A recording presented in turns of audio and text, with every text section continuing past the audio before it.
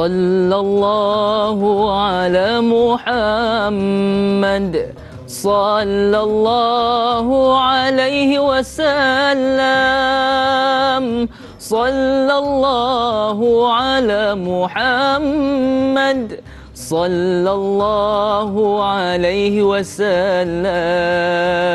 Ya Nabi salam alaika, ya Rasul salam alaika, ya Habib salam alaika, salawatullah alaika.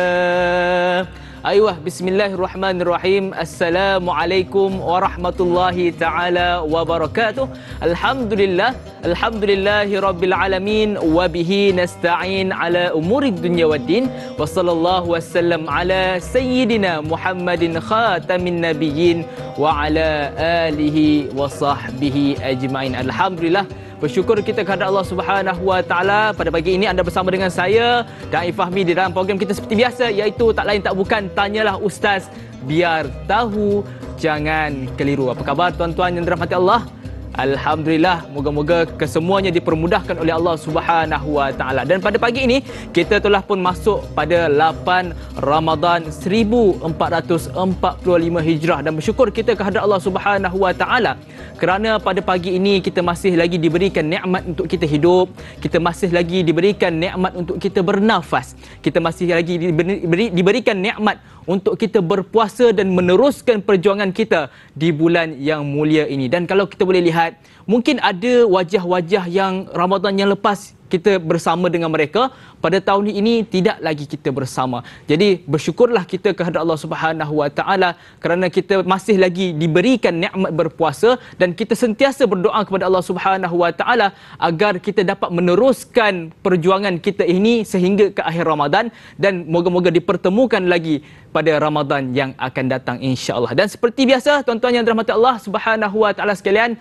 topik yang kita bincangkan pada pagi ini adalah berkenaan dengan adab doa dan iktikaf. Satu topik yang sangat menarik, dan seperti biasa juga saya bukan berkeseorangan, saya bersama dengan Al-Fadhil Ustaz Dr. Nur Muhammad Dahdi Zahalan. Apa khabar Ustaz? Alhamdulillah. Sihat Ustaz? Segak seperti biasa. Masya-Allah. Masya-Allah. Jadi Ustaz dan juga para penonton yang dirahmati Allah Subhanahu wa taala sekalian, sekiranya terdapat sebarang soalan ataupun kemusykilan, boleh terus tulis di ruangan di FB live kami di Tanyalah Ustaz TV3. Dan tanpa membuang masa lagi, Ustaz, kita nak terus kepada mukadimah berkenaan dengan adab berdoa dan juga iktikaf. Ustaz, silakan.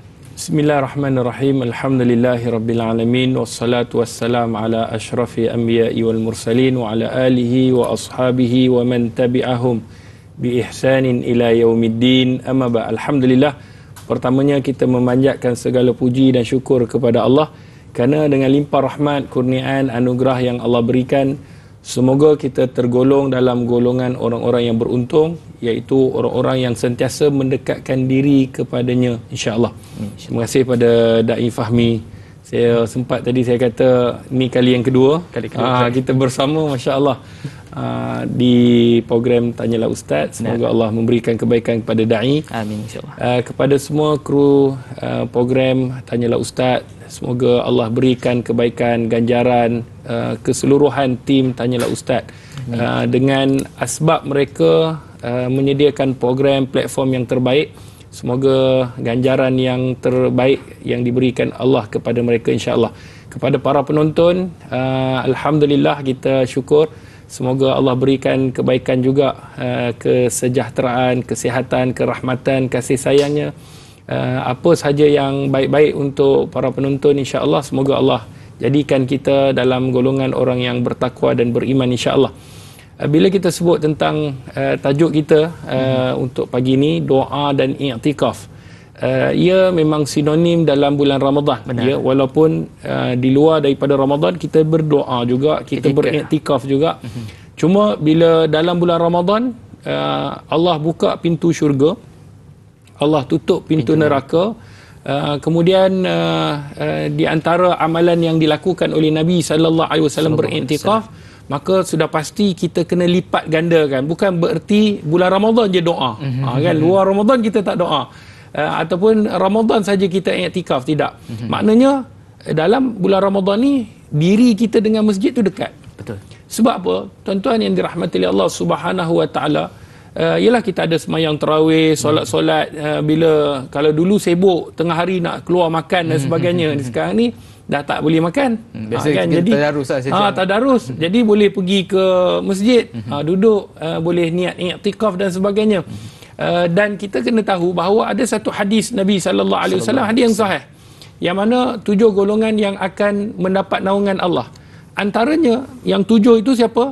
Rajulun qalbuhu mu'allakun bil masajid, iaitu seorang lelaki ataupun wanita juga kata para alim ulama, yang mana hatinya, qalbuhu ni hatinya sentiasa bersama dengan masjid. Jadi Ramadan ni kita kena latih. Kalau nak dapat naungan Allah, nak dapat orang kata perlindungan Allah pada hari kiamat yang tidak ada perlindungan melainkan lindungan Allah Subhanahu wa taala, antaranya kena dekat dengan masjid. Biasakan diri. Kalau mungkin sebelum daripada ni pergi juga. Bukan kata tak pergi. Waktu bila ada kambing. Ada makan-makan besar. Ada makan-makan. Kita pergi baru kita alhamdulillah meriah dan sebagainya. Kan baru kita tahu masjid kita 2 tingkat. Kalau tidak tahu 1 je. Jadi dah lama tak pergi. Jadi kita bila Ramadan ni kita kena pergi. Dan alhamdulillah dinilai, saya duduk dinilai, saya tengok penuh alhamdulillah. Sampai setakat ini masih penuh di belakang tu, alhamdulillah masjid besar. Jadi itu kita syukur kepada Allah. Sebab tu dai fahmi sahabat-sahabat yang dirahmati oleh Allah, bila kita nak sebut tentang doa dan iktikaf, kita nak tahu apa maksud doa tu dulu. Betul. Bila kita sebut doa ni, kata para alim ulama, adalah permohonan seorang hamba kepada penciptanya. Itu doa. Maknanya kita bukan minta kepada makhluk. Kita bukan minta kepada suami kita, bukan minta kepada raja, bukan minta, ni raja sekalian raja. Iaitu Allah yang Maha Esa, yang Maha Agung. Kalau kita minta dekat orang, contoh saya minta kat Dai Fahmi, mungkin hari ni Dai pinjam 100. Okay. Dia boleh bagi hari ni, boleh bagi 100. Esok saya datang jumpa lagi, pinjam 100. Dia mula dah. Dia kata, semalam baru pinjam, hari ni pinjam lagi. Mungkin bagi sebab ustaz kan. Ustaz minta. Jadi dia bagi lagi. Hari ketiga saya minta, boleh bagi tak? Dia mungkin fikir 2-3 kali. Lain macam ni. Ustaz ni tak minta duit ni. Selalu ustaz yang bagi duit, contoh. Tapi Allah ni kita minta. Allah suka kita ni meminta-minta. Sifat Allah suka kita ni merayu-rayu, merintih-rintih. Dan Allah nak dengar rintihan kita. Benar. Nampak? Berbeza dengan manusia. Manusia kalau minta kita tutup pintu. Dia ni muka memang minta orang kata minta pinjam lah. Jadi kita lari daripada dia. Kalau nampak dia dah kona lain lah. Tapi Allah tak pernah lari. Sebab gedung rezeki Allah sangat luas. Tak pernah putus. Tak pernah putus, tak terhingga. Sebab tu itu adalah doa kita minta kepada raja sekalian raja. Kita boleh minta kepada Allah apa sahaja untuk kebaikan kita, bukan saja di dunia, bahkan di akhirat. Itu disebutkan sebagai doa, seperti mana yang disebutkan oleh para alim ulama. Tentang i'tikaf pun sama juga, kata para alim ulama, i'tikaf ni iaitu bila kita duduk, kita menetap di masjid, kita duduk di masjid dengan tujuan apa? Untuk mendekatkan diri kita kepada Allah Subhanahu wa taala. Itu i'tikaf. I'tikaf ni maksudnya kita duduk dalam masjid, kita mendekatkan diri kita kepada Allah dengan amalan-amalan yang kita lakukan yang boleh menjemput redha Allah. Itu doa dan i'tikaf. Cuma Dai, saya suka nak sentuh tentang doa ni sedikit. Kadang-kadang ada orang rasa doa ni dia tak perlu. Dia kata dia tak perlu. Dia kata, ya Allah, doa ialah aku sebelum Ramadan pun aku minta. Allah tak bagi pun. Kadang-kadang dia rasa Allah tak bagi pun, Allah ialah dia nak bagilah, tak nak bagi sudah. Dia mengharapkan bila dia minta Allah bagi cash terus. Tu apa yang dia minta. Dia nak apa yang dia minta tu Allah kena bagi. Ya Allah, aku nak kau naikkan aku pangkat. Mesti pangkat kena naik. Kalau tak naik esok memang doa tak mustajab dia rasa. Jadi ini perasaan-perasaan yang sekebiasaannya manusia akan lalui ketika mana dia berputus asa. Betul. Jadi kalau dalam bulan Ramadan, kita tengok sedikit sebelum kita nak pergi ke soalan-soalan. Ini sangat penting.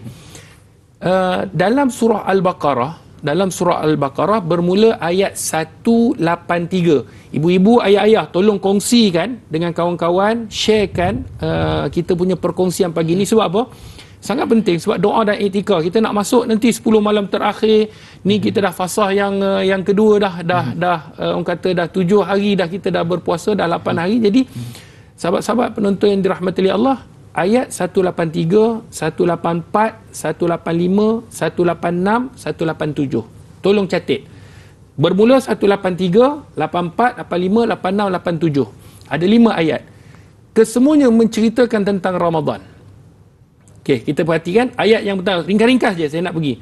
Ayat 183 yang mana Allah seru, ya ayyuhallazina amanu kutiba alaikumusiyam. Wahai orang-orang yang beriman, difardukan ke atas kamu berpuasa. Okey, itu ayat 183. Ayat 184 Allah nak ceritakan tentang puasa ni tak banyak. Ayyaman ma'dudat. Puasa ni hanya beberapa hari sampai habis ayat lah. Kemudian ayat yang seterusnya 184 Allah ceritakan mengenai kalau tadi 83 Allah cerita tentang puasa, 84 Allah cerita tentang beberapa hari, 185 Allah sebutkan tentang Quran. Syahrul Ramadan allazi unzila fihi al-Quran. Pada bulan Ramadan Allah turunkan Al-Quran. Baik. 186 kita tinggal kejap. Kan? 183 tahu, 84 tahu, 85 tahu, 86, 87 dulu. 87 Allah Subhanahu wa taala sebut cerita tentang Ramadan juga. Uhilla lakum lailatas siyam, iaitu pada malam hari kamu boleh bersama dengan isteri, zaujah kamu, isteri kamu. Baik. Dalam keadaan Allah cerita tentang Ramadan, 183, 84, 85 cerita tentang Ramadan, dan 187 Allah cerita tentang Ramadan. Di tengah-tengah ni 86 ni, 186 ni Allah cerita tentang doa. Masya-Allah. Subhanallah. Wa iza sa'alaka ibadi anni fa inni qarib ujibu da'watad da'i iza da'an falyastajibu li wal yu'minu bi la'allahum yarshudun. Subhanallah. Kalau tengok Ramadan ni doa. Tidak ada kaitan tentang Ramadan. Maka ulama kata doa orang yang berpuasa, doa orang yang melakukan ibadah puasa yang kita lakukan dalam bulan Ramadan, doanya mustajab. Masya Allah, diangkat oleh Allah. Diangkat oleh Allah. Itu kalau boleh nanti kita akan tengok terjemahan makna kalau hamba-Ku bertanyakan tentang aku. Allah tak kata kepada Nabi. Katakan selalunya wa iza sa'alaka, bila ditanyakan kepada kamu, qul. Allah akan sebut, katakanlah kepada mereka wahai Muhammad. Ni tidak. Doa ni lain macam. Doa Allah kata, sekiranya hamba-Ku bertanyakan tentang aku, Allah sendiri jawab kepada aku, dekat dengan mereka. Tak perlu perantaraan Nabi SAW. Itu hebat dan agungnya doa kepada Allah Subhanahu wa taala. Masya-Allah, penjelasan yang baik sangat daripada Ustaz. Jadi Ustaz, tadi Ustaz ada cerita tentang berkenaan dengan orang yang berdoa, tapi dia rasa macam doa tu tak perlu sebab dia minta tapi tak dapat. Tapi ada juga sebahagian golongan yang lain Ustaz. Kadang-kadang dia berdoa. Dia berdoa tapi dia mengharapkan ganjaran terus. Tapi dia doa, dia rasa doa tu tak perlu sebab dia rasa ini apa yang aku dapat hari ini adalah hasil usaha daripada aku sendiri. Titik peluh aku sendiri. Jadi bagaimana kita nak mengubah persepsi yang bagi dia tak perlukan doa ini, bagi dia apa yang dia dapat itu semua adalah hasil titik peluh dia Ustaz. Subhanallah. Sahabat-sahabat yang dirahmati oleh Allah Subhanahu wa taala, tidak ada satu pun atas muka bumi ini atas usaha kita melainkan dengan izin Allah. Benar. Allah sebut dalam surah Luqman, "Hadza khalqullah fa'aruni madza khalaqal ladzina min dunih." Kata Allah, semua ni ciptaan aku. Semuanya aku bagi. Tunjukkan kepada aku satu perkara yang bukan daripada ciptaan. Kalau itu pun dah semua Allah ciptakan, maknanya pangkat, harta, jawatan, isteri, semua Allah cipta. Semua Allah jadikan, semua dengan izin Allah. Jadi, kalau hari ni kita kata, oh semua dengan usaha kita sendiri, senangnya. Dai, sahabat-sahabat penonton, cuba dia buat udara sendiri. Cuba dia buat bumi sendiri, dia duduk dan dia buatlah apa yang dia nak. Tapi dia tak mampu. Dia tak mampu untuk nak menciptakan apa yang Allah Subhanahu wa taala telah jadikan. Jadi, apa yang kita usaha, ya betul, aqil wa tawakal, kita kena usaha. Dan atas usaha itu kita akan dapat. Cuma jangan kita lupa. Dan hari ni manusia, sahabat-sahabat penonton yang dirahmati oleh Allah, manusia lupa yang mana Allah bagi nikmat supaya nikmat tu untuk mengingati Allah. Allah bagi kita hari ni macam-macam rezeki, apa yang kita minta, doa, semua Allah bagi. Allah bagi tu supaya kita ingat Allah. Tetapi ramai manusia Allah bagi rezeki, Allah bagi nikmat, dia lupa akan siapa yang memberi kepadanya nikmat. Jadi ini disebutkan oleh Imam Ghazali, disebutkan oleh ulama-ulama tasawuf. Inilah kebanyakan manusia da'i dan sahabat-sahabat penonton, mereka lupa yang memberi itu adalah Allah yang maha hebat. Jadi istidraj ya. Istidraj. Masya Allah. Jadi penjelasan yang sangat baik daripada Ustaz. Jadi Ustaz, kita nak terus meraihkan soalan daripada penonton kita, daripada Facebook soalannya, daripada Al-Syai. Assalamualaikum Ustaz dan Da'i. Bagaimana cara Rasulullah sallallahu alaihi wasallam berdoa dan beriktikaf pada 10 malam terakhir di bulan Ramadan? Apakah perkara-perkara yang dilarang ketika beriktikaf, serta adakah kaum wanita juga dibenarkan untuk beriktikaf? Mohon Ustaz jelaskan. Terima kasih kepada saudara ataupun saudari Al-Syai atas soalan yang sangat baik. Saya serahkan kepada Al-Fadhil Ustaz. Baik, terima kasih kepada da'i, kepada yang bertanya, sama ada saudara ataupun saudari. Alhamdulillah, soalan yang baik. Yang pertamanya, bagaimana Nabi SAW berdoa? InsyaAllah kejap lagi kita akan ada sedikit praktikal. Di dalam hadis Nabi SAW, bagaimana baginda Rasulullah disebutkan Nabi mengangkat tangan dalam ketika mana berdoa. Nabi angkat tangan. Dan ada sampai satu ketika Nabi SAW berdoa sehingga nampak bayadul ibt, iaitu ketiak, putihnya ketiak Nabi SAW. Nabi angkat tangan. Macam mana Nabi angkat tangan? Begini sini. Angkat tangan sehingga ada di dalam satu riwayat dalam perang Badar, bagaimana Nabi mengangkat sehingga jatuhnya selendang baginda Nabi SAW, serban Nabi SAW jatuh di atas bahu, Nabi letak, Nabi doa. Maknanya angkat tangan tu tinggi. Nabi minta. Sebab apa? Sebab dalam keadaan ishtad, dalam keadaan orang nak serang Nabi perang Badar, bukan satu perang yang kecil, perang Badar. Kemudian dalam keadaan golongan nak menekan baginda Rasulullah, Nabi mohon kepada Allah Subhanahu Wa Taala. Dalam doa istisqa, ketika mana minta hujan, Nabi angkat tangan sehingga kan dalam riwayat nampak ketiak baginda Rasulullah sallallahu alaihi wasallam. Jadi kata ulama, Ustaz, jadi sekarang ni kita nak angkat tangan ni tinggi ke rendah? Kejap lagi kita akan tunjuk praktikal sekejap. Cuma mengangkat tangan itu adalah merupakan sunnah Nabi sallallahu alaihi wasallam. Sunnah Nabi.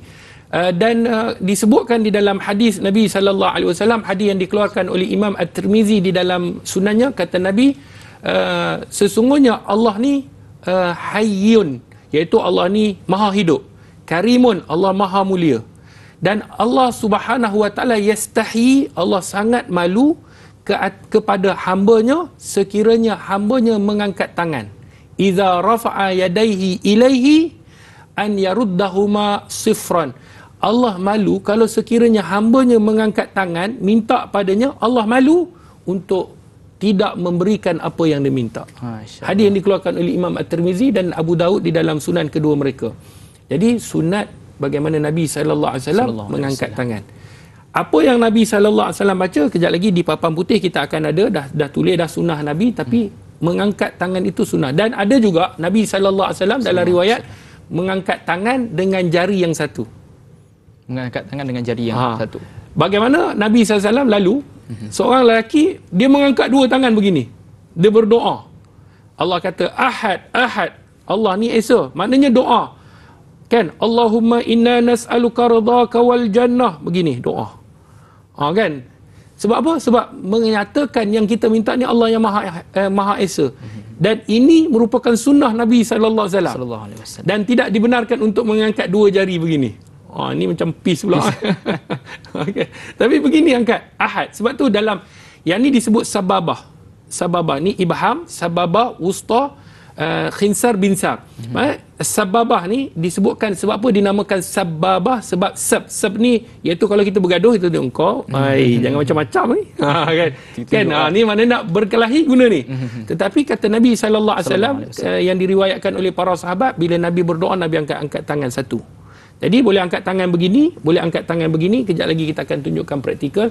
Dan soalan yang terakhir, iaitu apakah perkara yang dilarang ketika beriktikaf? Apa sahaja yang boleh membatalkan iktikaf? Antaranya ialah bersama dengan isteri, iaitu bersetubuh, ataupun bercakap dengan perkataan-perkataan keji, ataupun dia keluar daripada masjid.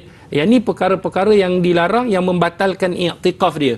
Ataupun dia buat benda-benda yang lara, Iktikaf ni mendekatkan diri kepada Allah. Duduk dalam masjid, tu dia main game. Kan? Dia main sibuk game. dengan dunia juga. Sibuk dengan dunia, bisnes dan sebagainya. Sedangkan dalam masjid ni dekatkan diri kepada Allah. Maka kata para alim ulama, dan antara yang juga ditekankan oleh para alim ulama ketika mana kita nak beriktikaf, jangan buat kotor. Kadang-kadang dia tidur masjid, alhamdulillah bagus dah, air liur basi tu. Minta maaf. Dah berpeta ke kapet. Dah berpeta ke kapet, bau dan sebagainya, kebersihan. Ataupun dia solat, ataupun dia tidur dekat dengan tempat imam, itu jenazah. Jadi jangan buat pasal, sebab itu semua dilarang, tempat-tempat yang boleh mengganggu orang untuk solat. Dan dia nak beriktikaf dalam keadaan dia mungkin dia nak berehat dan sebagainya, tidak jadi masalah. Hatta tidur pun Imam Nawawi kata dibenarkan. Tidur tidak jadi masalah, tapi kena pilih tempat-tempat yang ada spot-spot yang dia. betul. Janganlah pergi dekat saf pertama, kita nak dapatkan keberkatan saf pertama, orang nak semayang pun susah. Betul. Jadi itu antara yang disebutkan oleh para alim ulama. Jadi Ustaz, ada soalan lagi Ustaz. Adakah kaum wanita juga dibenarkan untuk beriktikaf Ustaz? Baik, untuk wanita ni dibenarkan kerana di dalam hadis Nabi sallallahu alaihi wasallam selepas kewafatan baginda Rasulullah, maka para isteri baginda Rasulullah juga beriktikaf.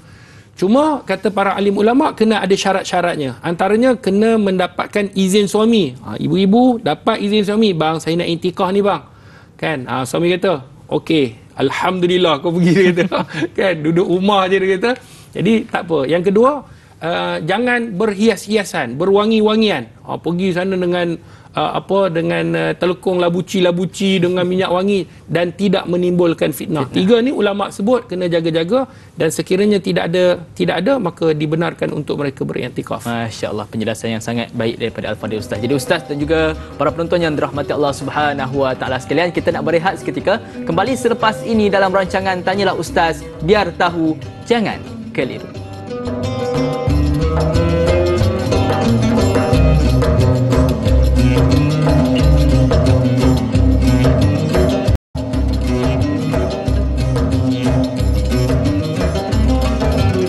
Alhamdulillah, kembali semula kita di dalam rancangan Tanyalah Ustaz, biar tahu jangan keliru, dengan topik kita pada pagi ini iaitu berkenaan dengan adab berdoa dan beriktikaf. Jadi sebentar tadi sebelum kita berehat, kita telah pun mendengar penjelasan sedikit sebanyak tentang teori dan juga penjelasan tentang berkenaan dengan doa dan juga iktikaf. Jadi untuk blok yang kedua ini, insya-Allah kita akan teruskan dengan praktikal praktikal berkenaan dengan doa, insya-Allah. Silakan kepada Al-Fadhil Ustaz. Terima kasih kepada Da'i Fahmi, sahabat-sahabat penonton yang dirahmati oleh Allah Subhanahu Wa Taala. Semoga terus kekal untuk kita sama-sama berkongsi dalam Ramadan kali ini, kita buat yang terbaik. Betul. Sebab Da'i, kadang-kadang kita hari ini kita nak doa kita Allah makbulkan, Allah dengar. Ya, memang Allah dengar doa kita, walaupun kita berdoa dalam hati, dan Allah Maha mendengar. Cuma kata para alim ulama, di sana ada adab-adab yang perlu kita ketahui. Bagaimana cara Nabi sallallahu alaihi wasallam berdoa. Maka disebutkan oleh para alim ulama ada beberapa adab. Sebelum kita nak tunjukkan praktikal, kita nak tunjukkan teori dahulu, iaitu sunnah berdoa ada 5. Disebutkan yang pertama, doa mestilah dimulai dengan memuji Allah. Kita kena puji Allah. Puji Allah ni ialah seperti mana yang tahmid lah, alhamdulillah illazi hadana lihaza. Apa sahaja yang menjerumuskan ataupun apa saja yang menyebabkan kita boleh memuji Allah, maka kita kena mengangkat dan memuji Allah. Sama ada dalam bahasa Melayu ataupun bahasa Arab ataupun apa sahaja bahasa yang boleh mengangkat ataupun memuji Allah, kerana dialah yang layak untuk kita puji, maka kita kena puji Allah Subhanahu Wa Taala. Sebab tu bila kita nak berdoa, jangan terus minta. Kan? Ya Allah, angkat tangan, ya Allah berikanlah aku. Adabnya adalah memuji Allah dulu. Sebab bila Allah ni kita tahu layak dipuji dan Allah Subhanahu Wa Taala Maha terpuji, maka sudah pasti kita perlu memuji-muji Allah Subhanahu Wa Taala dengan apa sahaja pujian. Ya Allah, Engkau Maha mulia ya Allah. Sesungguhnya tiada pujian yang layak melainkan kepada Engkau sahaja ya Allah. Jadi kita puji Allah. Yang kedua, berselawat ke atas Rasulullah. Sebab apa kena berselawat ke atas junjungan besar baginda Nabi sallallahu alaihi wasallam?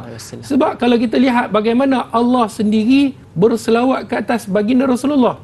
Innallaha wa malaikatahu yusalluna 'alan nabi. Sesungguhnya Allah dan para malaikat berselawat ke atas baginda Rasulullah. Kalau Allah pun berselawat, tiba-tiba kita tak berselawat ke atas junjungan besar baginda Nabi sallallahu alaihi wasallam.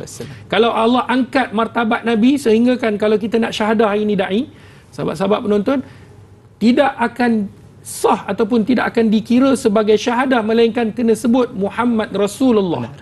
Bila kita sebut asyhadu an la ilaha illallah wa asyhadu anna Muhammadar Rasulullah, maknanya kalau kita sebut nama Allah mesti diiringi nama baginda Nabi sallallahu alaihi wasallam mengiktiraf khatimun nabi, iaitu penutup sekalian nabi adalah Nabi sallallahu alaihi wasallam.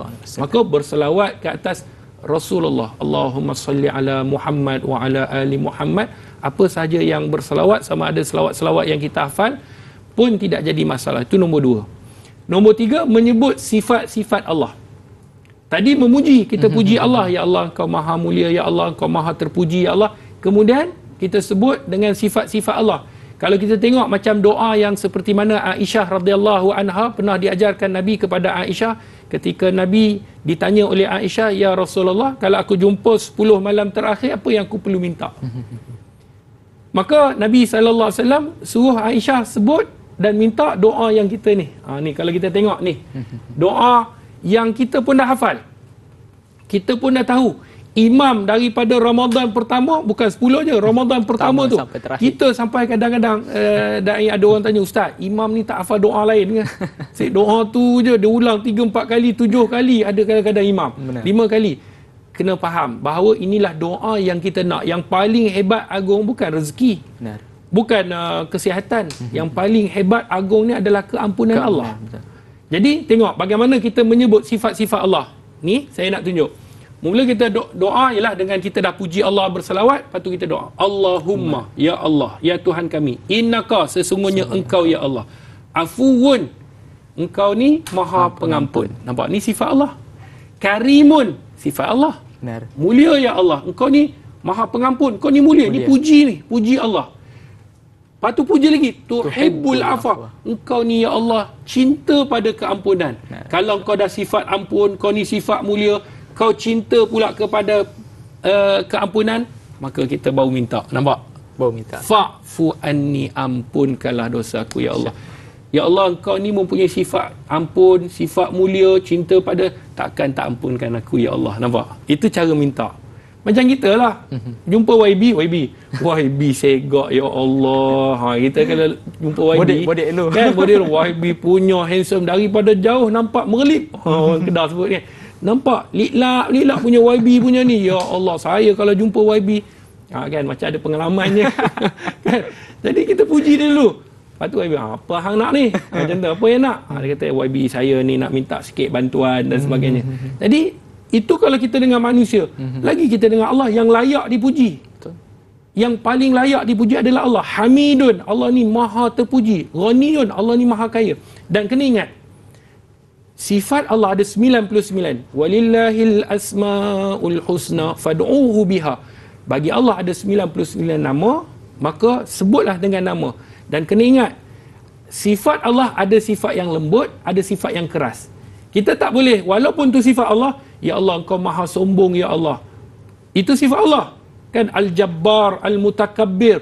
Ya Allah Kau maha sombong ya Allah. Kau Al-Muntaqim, Kau maha membalas. Ampunkan dosa aku ya Allah. Tak kena. Jadi kena nak minta tu, ya Allah Engkau ni maha pengasih, maha pengampun. Ya Allah Engkau ni maha pemurah, Engkau ni pemberi rezeki. Ya Allah berikan aku rezeki. Nampak? Dia kena meshkan antara sifat Allah dengan apa yang kita nak minta. Ni sebut ulama macam ni. Ni antara contoh doa Ramadan tadi. Afuwun, Kau maha pengampun ya Allah. Kau ni maha pengampun. Karimun, mulia. Tuhibbul afwa, cinta. Maka baru kita minta keampunan. Nampak bagaimana Nabi ajarkan kepada kita. Minta rezeki, sebut sifat Allah yang ada rezeki. Minta perlindungan, sebut sifat Allah yang melindung. Nak minta belas kasihan, sebut sifat Allah yang maha belas kasihan. Nak minta Allah membalas, ya Allah, aku ni dizalimi ya Allah. Engkau ni ya Allah Al-Muntaqim ya Allah. Engkau membalas ya Allah. Maka berikanlah balasan kepada dia. Siapa dia? Zionis yang telah. Contoh kita doa, ya Allah Engkau ni boleh bagaimana Engkau memusnahkan rakyat ataupun umat-umat yang terdahulu yang ingkar pada Engkau, Kau binasakan. Boleh kita doa kepada Allah Subhanahu Wa Taala. Jadi sifat Allah ni da'i dan sahabat-sahabat mesti kena dengan apa yang kita nak minta. Ada sebagian imam Ustaz, mungkin dia tak faham ataupun dia tak ingat dengan sifat-sifat Allah yang lain. Waktu doa tu dia ulang benda yang sama, adakah dia boleh kan? Macam contoh birahmatika ya arhamar rahimin. Kejap lagi doa lain birahmatika ya arhamar rahimin. Dia lagi doa lain lagi birahmatika ya arhamar rahimin. Adakah dibolehkan ataupun tak kena pada tempat? Tidak jadi masalah sebenarnya. Sebab bila kita ulang, sebab Allah ni dia suka kita al-mannan. Maksudnya yulih, dia sebut sebagai yulih ni kita ulang. Sebab tu ada seorang maklumlah, dia kata, ustaz, ya Allah ustaz, saya ni ustaz doa ni sampai berbuih minta Allah tak bagi, sampai berbuih mulut. Saya pun hari tu gurau lah dengan maklum ni. Saya kata, maklum, yang berbuih mulut ni sawang babi je. Jangan sampai kita kadang-kadang kita kata saya minta Allah tak bagi. Kadang-kadang Allah bagi dengan cara yang lain. Benar. Sebab tu biarlah kita doa sampai krem lidah. Sampai lidah kita ni krem, sampai kita, sebab Allah ni sifat Allah suka yulih ni, maksudnya kita merayu-rayu, meminta. Itu Allah minta. Sebab apa? Allah nak tengok engkau adalah hamba-Ku, maka kau kena minta pada aku, kerana akulah Tuhan kamu yang telah menciptakan. Jadi sifat Allah suka kita meminta. Jadi kita mintalah. Sifat kita ni sebagai hamba minta kepada yang mencipta. Sebab kadang-kadang kita sukar nak bersangka baik. Bila tak dapat, kita susah nak bersangka baik. Kadang-kadang kita, Allah tak bagi apa aku minta. Kenapa Allah tak bagi? Apa silap aku? Sebab kadang-kadang kita lupa Allah tu lebih maha mengetahui yang sebenarnya. Kadang-kadang benda yang kita minta tu, mungkin Allah kalau bagi kat kita akan makin lupa pada Allah. Contoh kita minta kekayaan, mungkin waktu kita susah kita minta, dah kaya esok lupa pada Allah Subhanahu Wa Taala. Itu yang kita nak elak, Ustaz, kan? Betul. Sebab dai dan sahabat-sahabat penonton yang dirahmati oleh Allah. Kadang-kadang kita bila minta pada Allah, ya kita minta, ya Allah bagilah aku kekayaan. Semua orang akan minta. Betul. Tetapi waktu kita miskin, kita doa pada Allah tu dengan sungguh-sungguh. Benar. Bila Allah dah lapangkan kita, kadang-kadang masa kita tidak ada. Betul.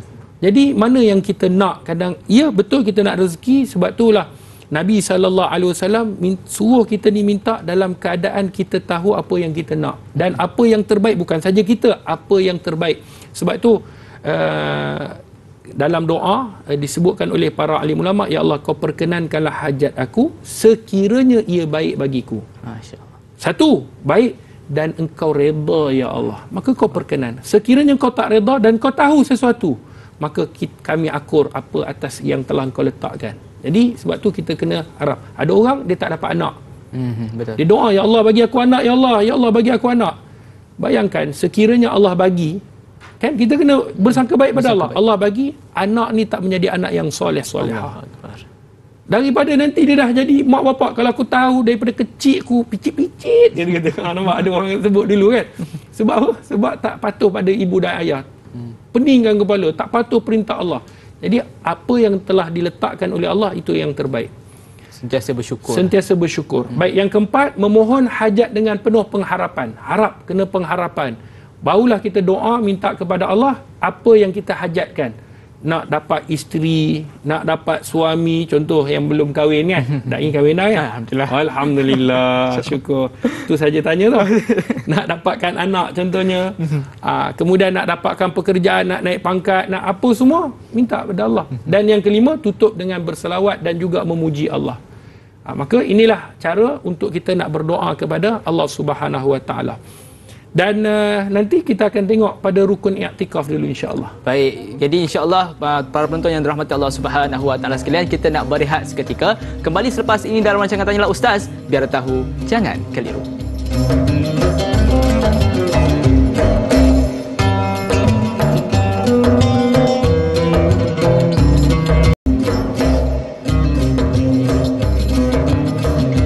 Subhanallah walhamdulillah wa la ilaha illallah wallahu akbar. Subhanallah walhamdulillah wa la ilaha illallah wallahu akbar. Alhamdulillah, kembali kita di dalam rancangan Tanyalah Ustaz, biar tahu jangan keliru, dengan topik kita pada pagi ini iaitu berkenaan dengan adab berdoa dan beriktikaf. Jadi sebentar tadi kita telah pun diperjelaskan oleh Ustaz berkenaan dengan sunnah berdoa yang mana dimulai dengan memuji Allah, kemudian berselawat ke atas junjungan besar Rasulullah sallallahu alaihi wasallam, menyebut sifat sifat-sifat Allah, memohon hajat dengan penuh pengharapan dan juga ditutup dengan berselawat dan juga memuji Allah Subhanahu Wa Taala. Jadi kita nak teruskan pula dengan rukun iktikaf. Jadi saya persilakan pada Al-Fadhil Ustaz untuk menerangkan insya-Allah. Bismillahirrahmanirrahim. Terima kasih pada Dai Fahmi, sahabat-sahabat yang dirahmati oleh Allah Subhanahu Wa Taala, ibu-ibu, ayah-ayah. Sebenarnya dua bab ni adalah dua bab yang besar. Benar. Bab doa dan bab i'tikaf. Disebabkan kita nak masuk pada 20 hari yang berbaki ni, maka kita nak mempertingkatkan amalan-amalan, maka dengan doa dan i'tikaf. Jadi tadi kita dah sebut tentang doa dan kita nak pergi kepada rukun i'tikaf. I'tikaf ni mesti rukun. Sekiranya salah satu daripada rukun ni gugur, terjatuh ataupun tidak dibuat, maka tidak dinamakan sebagai i'tikaf. Okey, apa dia i'tikaf? I'tikaf ni kita menetap ataupun duduk, kita berhenti tinggal sekejap di dalam masjid rumah Allah Subhanahu Wa Taala. Tujuannya adalah untuk mendekatkan diri kepadanya. Okey. Maka rukun i'tikaf ni ada 4, disebutkan oleh para alim ulama dalam kitab dalam mazhab Syafi'i. Banyak kitab Al-Majmu' Syarah Al-Muhazzab karangan Imam Nawawi dan sebagainya menyatakan bahawa rukun i'tikaf al-mu'takif, dia mesti ada orang yang melakukan i'tikaf. Jadi dia mesti orang. Dia tak boleh kucing. Tengok kucing duduk kan, i'tikaf tak boleh. Hari tu sampai ada orang tanya, "Ustaz, hari tu ada satu masjid dia masuk khinzir." Dia tak boleh sebut babi, khinzir masuk. Dia i'tikaf tak Ustaz? Dia tanya saya, haiwan mana ada taklif? Kan? Pentaklifan. Tapi mungkinlah soalan tu gurau kan. Yalah, dia kata daripada manusia tak nak pergi ke masjid, khinzir yang masuk masjid dia. Subhanallah kan. Jadi mu'takif, orang yang melakukan i'tikaf, ada orang. Jadi siapa? Kita lah. Kita.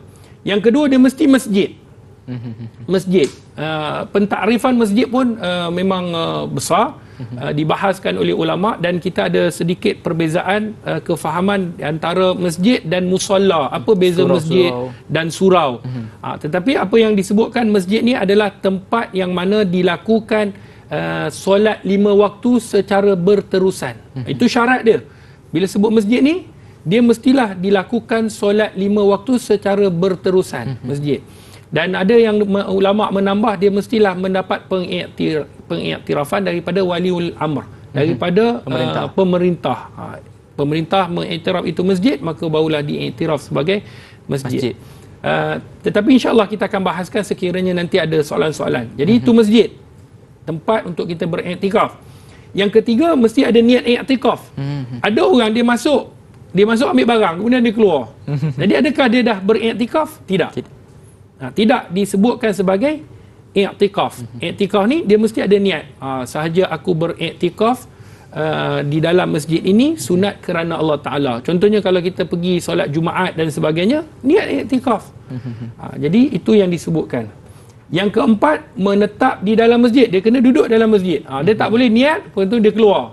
Kan, dia duduk rumah. Tadi dah niat dah kat sana, jadi pahala tu berterusan. Tak, keluar saja daripada yang dinamakan sebagai masjid, maka terbatallah apa yang disebutkan sebagai i'tikaf itu tadi. Jadi 4 perkara ni perlu kita ambil tahu sebab ini adalah rukun. Sekiranya ada wanita, dia kata, "Ustaz, boleh tak wanita i'tikaf dekat rumah dia?" Kan, dia jadikan surau, dia nampak buat macam masjid, ada gambar Kaabah, semua siap, sejadah semua. Boleh tak? Maka kata ulama, ia tak diiktiraf sebagai masjid, maka tidak dibenarkan dalam pandangan mazhab Syafi'i.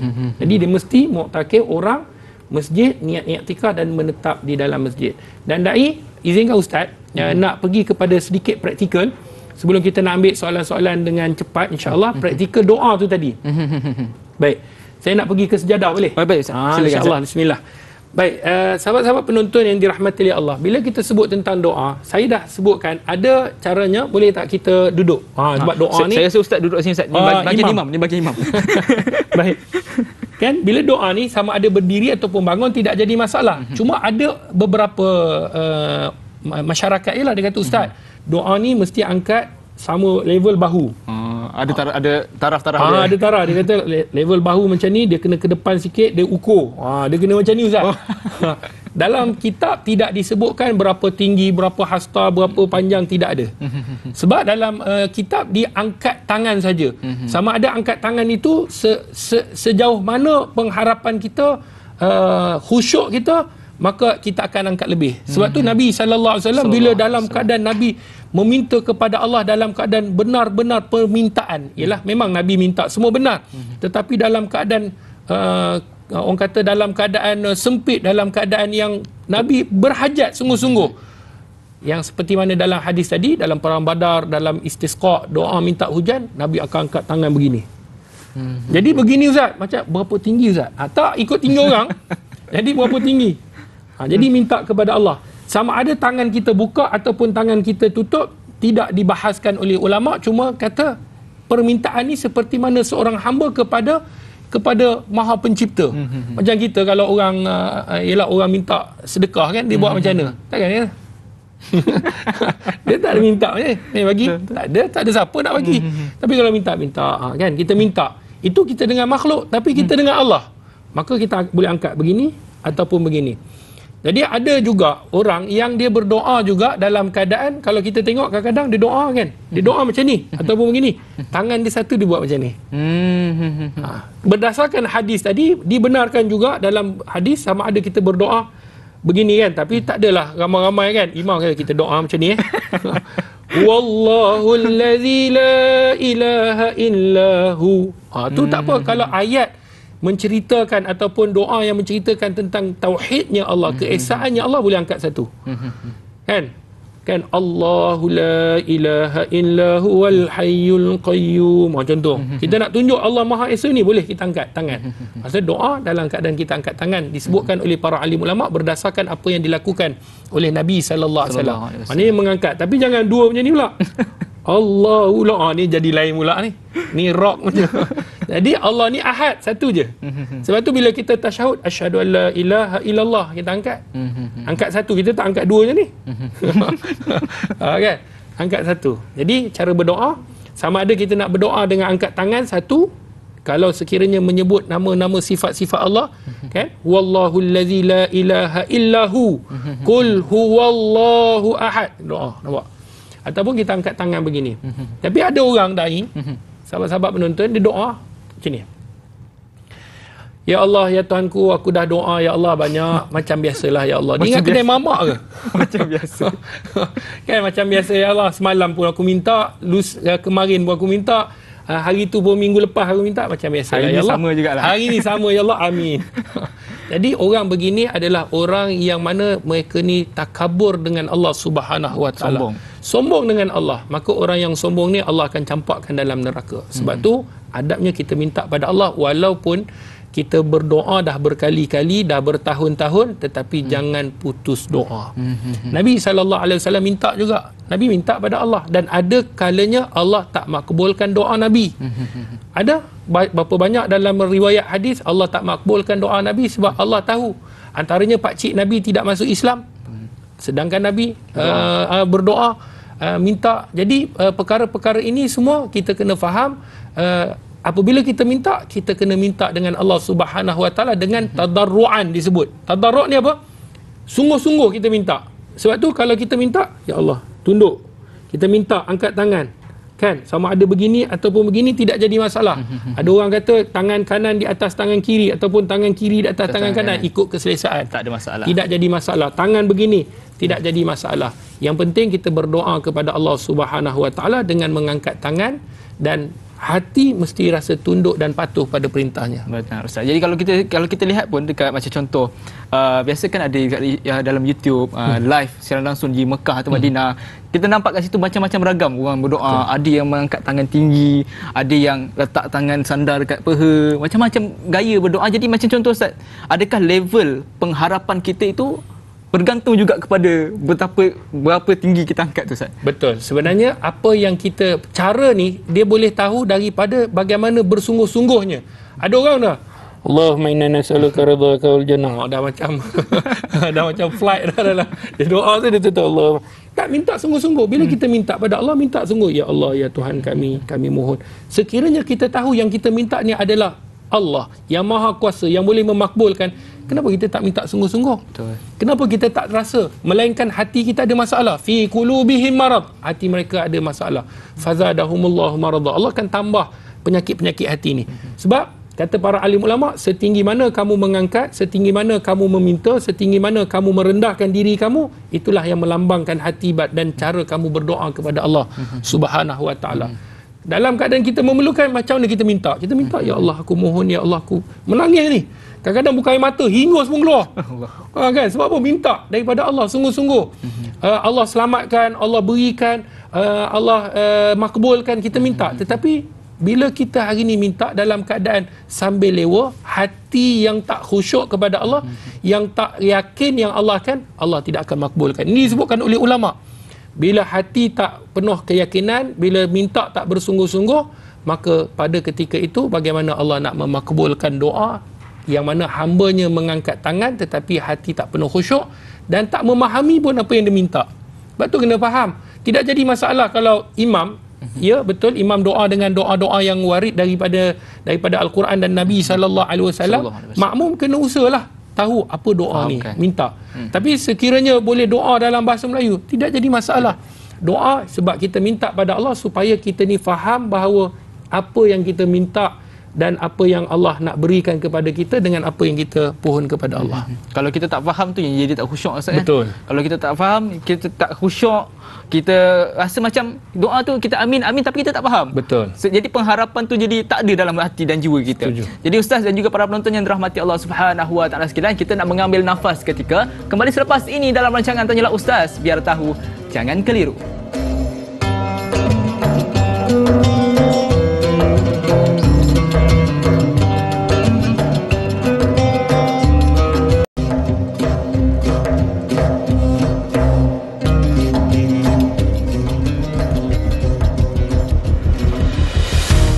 Alhamdulillah, kita telah masuk dalam bulan Ramadan, bulan yang penuh keampunan Allah, kerahmatan Allah Subhanahu wa taala. Ayo sama-sama kita memberi wakaf, berinfak, bersedekah ke tabung pembangunan Akademi Al-Bayan bagi melahirkan para dai mu'alaf. Insya-Allah mereka akan keluar berdakwah di jalan Allah bagi menegakkan kalimah la ilaha illallah. 71,000 kaki persegi kita memerlukan tuan-tuan puan-puan untuk berwakaf, berinfak dalam bulan Ramadan. Akademi Al-Bayan, satu agama, pelbagai bangsa.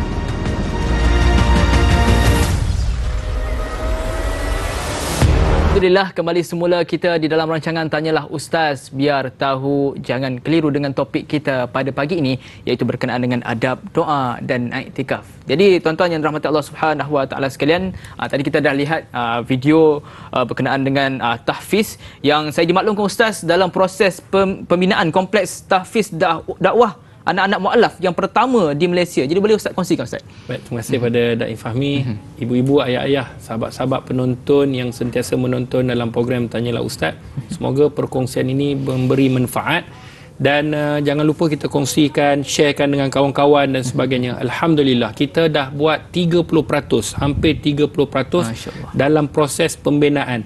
Yang mana kita masuk awal-awal dahulu, kita minta kebenaran merancang daripada Majlis Pembandaran Alor Gajah, dan sebelum daripada tu kita dah dapat kebenaran kutipan daripada Majlis Agama Islam Melaka. Kita berjumpa dengan Datuk Mufti, kita dah berjumpa dengan Kerajaan Negeri Melaka untuk kita nak membangunkan sebuah kompleks yang mana kompleks ini perlu kita mengikut peraturan dan apa yang telah digazetkan oleh badan pihak berautoriti, dan Alhamdulillah segala perancangan itu berjalan dengan lancar. Cuma sekarang ini kita memerlukan dana untuk membangunkan, dan inilah masanya, inilah ketikanya. Jangan kita lepaskan peluang. Kenapa? Kerana ini merupakan produk yang kita nak keluarkan para da'i mu'alaf. Mereka akan berdakwah di jalan Allah. Kalau kita lihat, inilah yang telah kita bangunkan. Tiang-tiang telah kita naikkan, kita dah piling, kita dah buat returning, tambun tanah dan sebagainya. Ni kos besar. Jadi sebab tu kos yang kita harapkan daripada sahabat-sahabat penonton yang dirahmati oleh Allah, yang nak hadir, yang nak tengok insya-Allah di Akademi Al-Bayan di Kampung Peguak Alor Gajah, boleh datang, boleh menyaksikan sendiri pembinaan yang sedang giat kita bangunkan yang pertama di Malaysia, iaitu sebuah kompleks tahfiz bagi melahirkan para da'i mu'alaf. Dan keluasan ini dalam lebih kurang 2 ekar lebih, dan alhamdulillah telah mendapat kelulusan daripada 16 lebih kurang jabatan di bawah Kerajaan Negeri Melaka untuk daripada TNB-nya, airnya, semualah yang melihat bagaimana bangunan ini akan dibangunkan dan dirikan. Sebab tu sahabat-sahabat yang dirahmati oleh Allah Subhanahu Wa Taala, dalam usaha kita untuk nak membangunkan, nak melahirkan ni, khususnya dalam bulan Ramadan, kita nak menghadiahkan kepada mak ayah kita. Benar. Ya benar. Mak ayah kita ni, ganjaran mereka, pahala mereka dah ada dah. Cuma apa tindakan kita, hadiah kita kepada mak ayah kita. Jadi saya nak mengajak kempen untuk berwakaf kepada ibu ayah yang tercinta. Tak banyak, dia satu kaki persegi 350, dan kita target tuan-tuan, ibu-ibu, ayah-ayah, tahun hadapan 2025 di hujung kita dah boleh siapkan kompleks ini. Inilah usaha kita, sebab kita nak berdakwah, kita nak menjalankan kerja-kerja dakwah, kita nak sahabat-sahabat kita juga faham tentang Islam, dan seni banner yang dibangunkan ini insya-Allah kita dah pergi dan akan berjumpa untuk mendapatkan pengiktirafan daripada 3 bangsa. Ada bangsa Melayunya, bangsa Cinanya, bangsa Indianya, supaya bila mereka masuk ke dalam ruangan solat itu, mereka tahu yang mereka masuk bukan masuk Melayu, mereka bukan masuk dalam bangsa, tetapi mereka mengetahui tentang agama Allah Subhanahu Wa Taala, menegakkan kalimah yang paling mulia, kalimah ulia, kalimah la ilaha illallah. Dan ganjaran orang yang mengislamkan orang, Nabi sebut dia lebih baik daripada unta merah. Allah. Jadi kita mungkin nak pergi berdakwah tu kita tak mampu, tetapi bila kita dah meletakkan cap jari kita yang disebut basmata, letakkan cap jari, tanda kita juga berjuang untuk menegakkan kalimah ini sebelum kita mati. Ada sumbangan kita. Ada sumbangan kita kepada Islam. Memang kita sumbang ke masjid, tetapi kita nak mengislamkan orang. Maka sudah pasti, kata ulama, kita yang bersedekah, berinfak, berwakaf ini juga mendapat saham mengislamkan orang. Dan mu'alaf ni, hebatnya mereka ni adalah di antara asnaf az-zakat. Mereka boleh menerima zakat, dan alhamdulillah ada zakat-zakat yang diberikan kepada kami salurkan kepada mereka yang memerlukan. Mu'alaf dan asnaf pula, dua. Sebab itulah sahabat-sahabat yang dirahmati oleh Allah, bila mereka ni masuk Islam, mereka perlu diajar. Mak saya mu'alaf, dai, mak saya mu'alaf, Punjabi masuk Islam, Syekh. Nama mak saya dulu Sitalqa. Jadi mak saya masuk Islam, dia mencari, ya memang alhamdulillah dah ada, cuma kita nak memperbanyakkan. Saya anak mu'alaf yang lahir dalam agama Islam, memang lahir dalam agama Islam, kita pun nak mencari bagaimana medan dakwah dan sebagainya. Sebab itu usaha ni saya jalankan, sebab kita nak anak-anak mu'alaf ni boleh keluar, mereka ada bahasa, mereka tahu bangsa, berdakwah di jalan Allah. Dan setiap kali mereka belajar solat, puasa, zakat, apa yang mereka lakukan, kita dapat saham. Benar. Seperti mana kita ajarkan anak kita surah Al-Fatihah, setiap kali dia baca Al-Fatihah, kita akan dapat pahala. Lagi besar kalau mu'alaf ni. Sebab tu sahabat-sahabat yang dirahmati oleh Allah, kita ada package combo. Sebab tu kita membeli sambil menderma, dan ada 2 buku dekat tangan Ustaz ni. 2 buku ni, satu solat menuju keredaanmu. Yang ni buku-buku untuk praktikal. Dia mudah saja kalau tengok dalam ni, dia tak perlu tulisan panjang-panjang, besar-besar, tak. Ni muktamad di dalam mazhab Syafi'i secara ringkas. Yang ni baru keluar. Panas lagi ni. Baru keluar. Dan ini adalah sempurna Ramadan. Kita nak sempurnakan dengan campur pula dengan ni. Ni kita nak orang kata membeli sambil menema. Dapat 3 sambal ni RM69 je. Allah. Sambal ni dapat 3 sambal teriak. Jadi tak banyak, kita buka 1,000 saja. Jadi sekarang ni tinggal separuh. Boleh order sama ada di Shopee ataupun boleh WhatsApp ataupun boleh tengok dan seperti nombor yang tertera. Ini usaha kami yang kecil. Sebab kita minta, orang kata asyik minta aje. Jadi kita usaha juga buat satu produk untuk nak membangunkan sebuah kompleks tahfiz dakwah anak-anak mu'alaf yang pertama di Malaysia.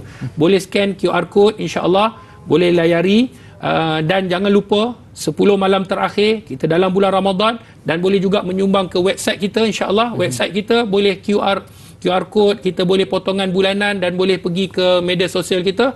Sahabat-sahabat yang dirahmati oleh Allah, bulan Ramadan ini, bulan yang Nabi SAW menjanjikan kebaikan, bulan yang Allah janjikan 1001 kerahmatan. Kita nak mencari Lailatul Qadar, maka ayo sama-sama kita berwakaf, berinfak dan bersedekah ke tabung pembangunan Akademi Al-Bayan. Sedekah subuhnya ni nak masuk ni, pergiatkan, bantu kami untuk siapkan tahun hadapan 2025 bagi mengeluarkan para da'i mu'alaf. Semoga Allah berikan sebaik-baik ganjaran kepada tuan-tuan puan-puan yang dirahmati. Amin amin ya rabbal alamin. Jadi Ustaz, Saya terliur Ustaz tengok Ustaz punya sambal teriak tu. Sebaik lepas sahur ni.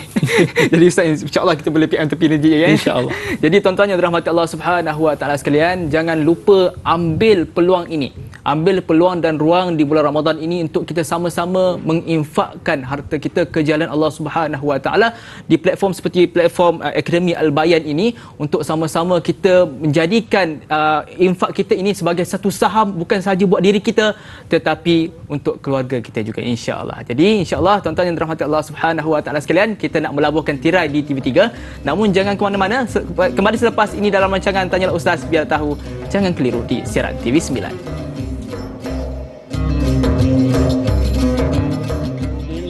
Allahu man yasha' wa yahdi man yasha' wa huwal azizul hakim.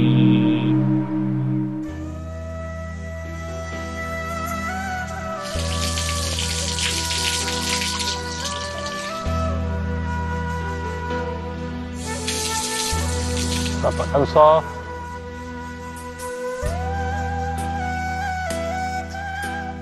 Islam. Jadi pergi solat.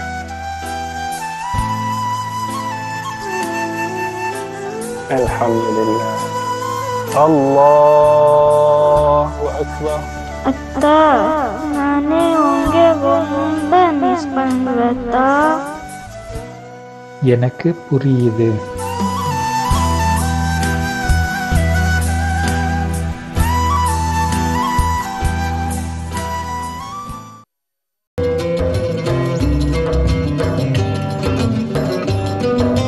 Alhamdulillah, kembali semula kita di dalam rancangan Tanyalah Ustaz biar tahu. Jangan keliru dengan berbaki masa lebih kurang 30 minit lagi di siaran TV9. Dan suka saya nak ingatkan, topik yang sedang kita bincangkan pada pagi ini adalah berkenaan dengan adab berdoa dan beriktikaf. Jadi kita tak nak membuang masa, kita nak terus meraihkan soalan daripada penonton kita. Soalannya daripada Facebook, daripada saudara Muhammad Faizal bin Ahmad. Soalannya, jika seseorang masuk ke masjid dan berniat iktikaf, dia baring lalu tertidur, adakah dapat pahala iktikaf? Apakah adab yang perlu dijaga semasa tidur di dalam masjid? Antara adab masuk masjid iaitu solat tahiyatul masjid. Namun jika terlupa masuk masjid terus duduk, bolehkah kita bangun semula dan lakukan solat tahiyatul masjid, ataupun kita kena keluar masjid dan masuk semula? Terima kasih kepada saudara Muhammad Faizal bin Ahmad atas soalan yang sangat menarik. Saya serahkan kepada Al-Fadhil Ustaz, dipersilakan. Bismillahirrahmanirrahim. Terima kasih kepada Da'i Fahmi, ibu-ibu, ayah-ayah, para penonton yang setia dalam program Tanyalah Ustaz. Soalan kepada Encik Muhammad Faizal, dua soalan. Yang pertama, soalan mengenai dia iktikaf tapi tidur. Iktikafnya adalah tidur. Ni bukan Encik Faizal lah, ni orang lain kan. Dia wakil. Jadi kata para alim ulama, yang pertamanya yang kita nak kena faham adalah kenapa kita iktikaf. Iktikaf ni adalah untuk kita mendekatkan diri kita kepada Allah. Itu sebab kita iktikaf. Lagi-lagi Nabi SAW pada 10 malam terakhir Nabi beriktikaf. Cuma bila kita nak tidur, adakah kita tak boleh tidur? Tak, boleh tidur, tidak jadi masalah. Tapi kalau sekiranya kita masuk-masuk iktikaf dengan tidur, boleh ataupun tidak? Boleh, kata ulama. Seperti mana Imam Nawawi pun menyebut boleh tidur. Cuma kena jaga jangan sehingga mengotorkan masjid. Sebab tu kena lapik dan sebagainya. Kalau kita tahu kita ni jenis tidur keluar ilio basi, minta maaf. Kan? Ataupun yang boleh mengganggu orang pula, berdengkur. Dia dengan dengkur ni pula ada irama pula. Ada siren pula.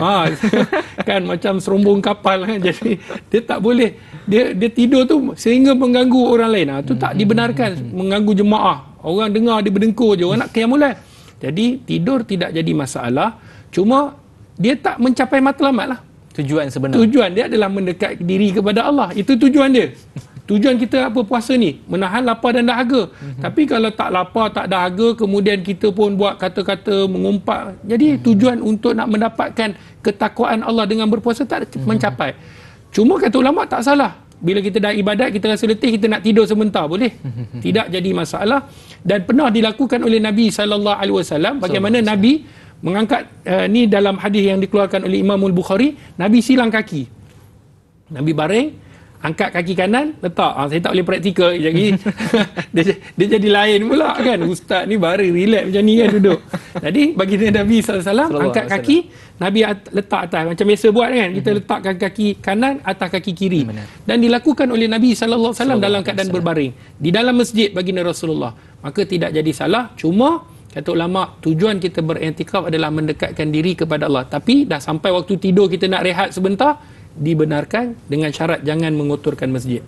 Baik, yang kedua, adab masuk masjid iaitu solat tahiyatul masjid. Sekiranya dia terlupa, ialah dia dah pergi duduk, kemudian dia teringat, boleh tak dia solat? Baik, 4 mazhab. Mazhab Abu Hanifah, mazhab Maliki, mazhab Syafi'i, mazhab Abu Hanbali mengatakan sunat bila kita masuk solat sunat tahiyatul masjid. 4 mazhab.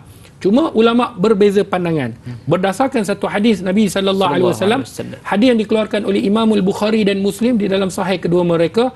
Kata Nabi sallallahu alaihi wasallam, "Iza dakhala ahadukum al-masjid fala yajlis hatta yusalli rak'atain."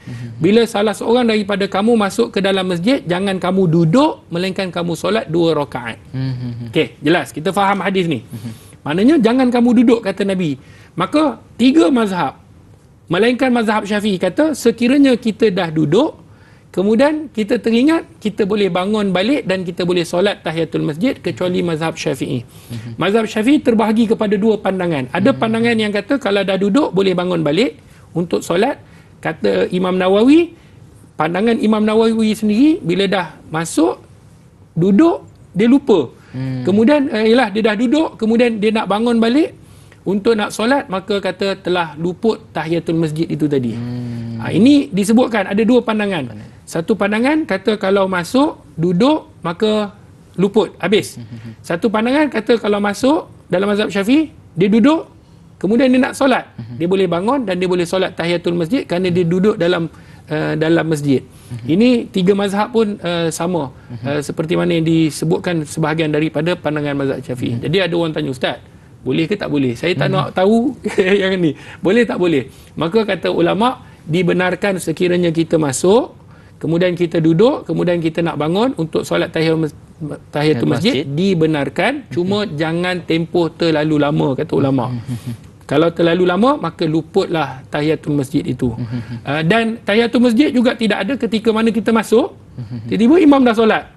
Kan dah nidak, dah dipanggil untuk nak mendirikan solat jemaah. Maka waktu itu telah luputlah tahiyatul masjid. Cuma ulama sebut bila kita solat fardu, maka tahiyatul masjid tu dah include, dia dah masuk dah dalam solat kita tu tadi. Ada beberapa solat yang dia boleh masuk terus. Contohnya solat wuduk yang kita telah bahaskan. Jadi apa yang telah ditanyakan, itulah jawapannya daripada pandangan ulama. Jadi Ustaz, saya nak tambah sikit soalan. Jadi Ustaz tadi cerita pasal kalau kita bersolat, imam dah panggil jemaah dan kita boleh masuk includekan sekali dengan niat. Adakah kita perlu niat iktikaf juga waktu kita nak niat untuk solat jemaah? Tak perlu. Bila kita masuk solat berjemaah, contohnya solat subuh, kita masuk dah lewat, orang dah sembahyang subuh, maka tak perlu saja aku solat subuh dan tahiyatul masjid, tak perlu. Dia akan masuk automatik. Sebab tahiyatul masjid ni adalah mendirikan meraikan masjid, rumah Allah. Jadi bila kita melakukan solat fardu, sudah kita meraikan dan telah dapat ganjaran di sisi Allah Subhanahu Wa Taala, memberikan kepada kita ganjaran dengan kita dah solat tu tadi. Masya Allah, soalan jawapan yang sangat baik daripada Al-Fadhil Ustaz. Jadi Ustaz, kita ada soalan seterusnya daripada Nur Asikin. Soalannya, ada sesetengah masjid yang terdapat ruangan luar yang terpisah dengan bahagian dalam oleh dinding, pintu dan tingkap. Adakah kawasan luar itu dikira masjid juga, dan adakah boleh beriktikaf di sana? Soalan yang kedua, adakah boleh kita tidur dalam masa beriktikaf di masjid? Bukankah tujuan iktikaf ialah untuk memperbanyakkan doa, solat, zikir dan membaca Al-Quran? Mohon pencerahan Ustaz. Terima kasih kepada saudari Nur Asikin atas soalan yang sangat baik. Saya serahkan kepada Al-Fadhil Ustaz, dipersilakan. 2 soalan, dan saya rasa soalan yang kedua tu tadi kita dah sebut. Betul. Cuma saya akan sedikit saja sepintas lalu. Soalan Puan Nur Asikin, soalan yang pertama mengenai ruang, dinding, tembok dan sebagainya. Maka dalam mazhab Syafi'i menyatakan tidak jadi masalah. Dan sekiranya ia dah diiktiraf sebagai, ialah dia ada ruang-ruang masjid. Sebab masjid ini dikata mana masjid itu sebenarnya? Adakah ruang utama ataupun dia punya ruang-ruang tambahan itu dikira tak sebagai masjid. Contoh kaki-kaki 5 dekat masjid.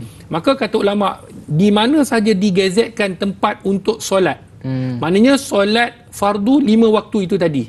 Kan sebut bila kita sebut nak dijadikan masjid ni, dia mesti mendirikan solat 5 waktu. Maknanya tempat itu dibenarkan untuk solat 5 waktu secara berterusan. Sebab tu tak masuk tandas. Kan ada orang kata, ustaz, begitu kalau ustaz kata semua masjid tandas masuk. Taklah, sebab kita tak semayang dalam tandas. Tak ada lagi orang semayang dalam tandas. Kan? Jadi tandas keluar, walaupun dia nampak satu, kadang-kadang dia sama satu bumbung, kemudian dipisahkan dengan ini, tidak termasuk sebab tak solat di situ. Adapun tempat lain dibenarkan untuk solat dan dilakukan solat, maka termasuk, tidak jadi masalah. Contohnya orang perempuan di belakang, ada tembok dan sebagainya, ini dibahaskan panjang dalam perbahasan kitab fiqh, maka ia juga diiktiraf sebagai masjid selagi mana ia adalah kawasan masjid, kata ulama, maka dibenarkan. Adapun yang soalan yang kedua, memang ia bertujuan kita beriktikaf ni untuk beribadat, untuk kita mendekatkan diri kepada Allah, dan tidur juga antara ibadat. Kalau kita nak rehat, cuma janganlah dibantai masuk-masuknya tidur terus. Kan iktikaf, bawa bantal, bawa selimut, inilah iktikaf saya. Esok subuh keluar. Semayang subuh pun tak. Jadi iktikaf tu mestilah bertepatan dengan apa yang dimaksudkan dengan iktikaf itu sendiri. Masya Allah, jawapan yang sangat baik daripada Al-Fadhil Ustaz. Jadi Ustaz dan juga para penonton yang dirahmati Allah Subhanahu Wa Taala sekalian, kita nak berehat seketika, kembali selepas ini dalam rancangan Tanyalah Ustaz, biar tahu jangan keliru.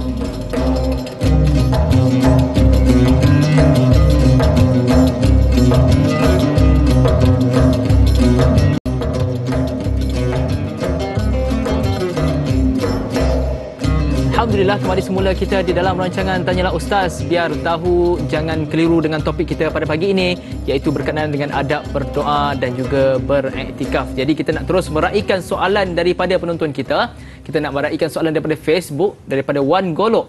Soalannya, bagaimana situasi trending yang mempertontonkan ibadah umrah di tanah suci seperti berdoa di Kaabah kepada khalayak umum? Adakah kebarangkalian masih ada rasa perhambaan dan tawaduk seseorang apabila melakukan hal yang demikian? Dan adakah boleh kirimkan doa kita kepada orang yang nak pergi umrah untuk didoakan di hadapan Kaabah? Terima kasih kepada Wan Golok atas soalan yang sangat baik. Saya serahkan kepada Al-Fadhil Ustaz, dipersilakan. Terima kasih pada Da'i, kepada saudara yang bertanya, Wan Golok, sahabat-sahabat penonton yang dirahmati Allah Subhanahu Wa Taala. Soalan yang saya rasa ialah orang pergi umrah, ataupun jangan kata umrah, dia melakukan ibadah solat malam. Khusyuk pada hari ini. Contohnya kan baca Quran pun, apa saja amalan yang kita nak buat, ia kembali kepada niat. Innamal a'malu binniat, iaitu setiap perbuatan itu dimulakan dengan niat. Apa niat kita? Itu yang pertama yang kita kena faham kaedah dan asasnya dahulu. Apa saja yang kita nak buat kerana Allah Subhanahu Wa Taala. Cuma ulama sebut antara syirik kecil ini adalah dengan riak. Kita riak. Untuk nak menjaga riak ni, dia cukup susah. Sebab kita hari ni beribadah untuk tujuan apa? Adakah kita buat kerana Allah ataupun buat kerana manusia? Konten. Kalau sekiranya niat ni bergantung pada diri hamba yang melakukan itulah. Dalam satu hadis Nabi sallallahu alaihi wasallam, pada hari kiamat esok, orang yang melakukan ibadah tetapi dalam keadaan menunjuk, ni disebutkan dalam hadis, esok Allah akan panggil, kau pergilah kepada orang yang kau nak tunjuk tu.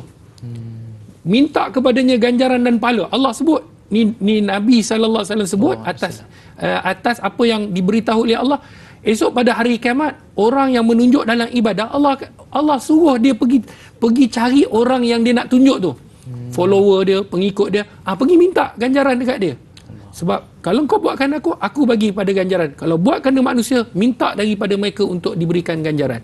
Sebab tu Allah sebut dalam surah Al-Ma'un, sahabat-sahabat. Cuba kita tengok dalam surah Al-Ma'un. Kan Allah, ara'aital ladzi yukazzibu biddin, wahai Muhammad, mahukah aku tunjukkan kepada kamu mereka yang mendustai agama Allah? Ada 5. Antaranya, fawailul lil musallin allazina hum an salatihim sahun allazina hum yura'un. Celakalah orang yang solat. Ni solat samalah juga dengan ibadat dekat Mekah ke, berdoa ke, solat tahajud ke.